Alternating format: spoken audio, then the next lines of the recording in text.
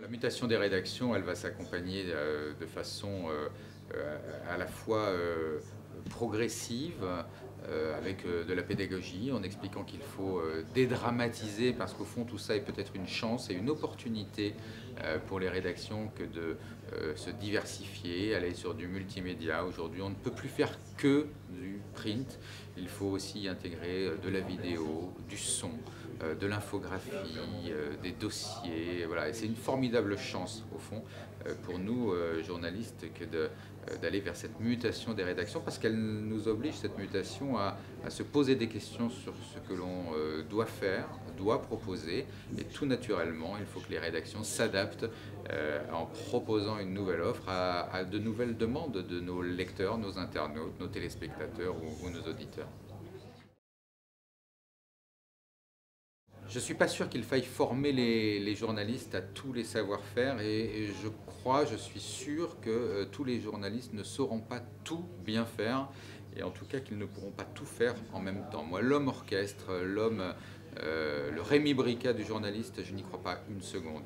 En revanche, un journaliste qui a les yeux grands ouverts, qui fait preuve de curiosité, qui a envie de passer de l'un à l'autre, alors oui, il m'intéresse dans la mesure où il a cette curiosité, cette volonté d'apprendre autre chose.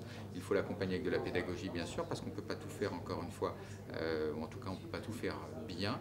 Mais c'est intéressant d'avoir des journalistes qui vous disent aujourd'hui « je ne suis pas que ça » ou « je ne suis pas que ça ».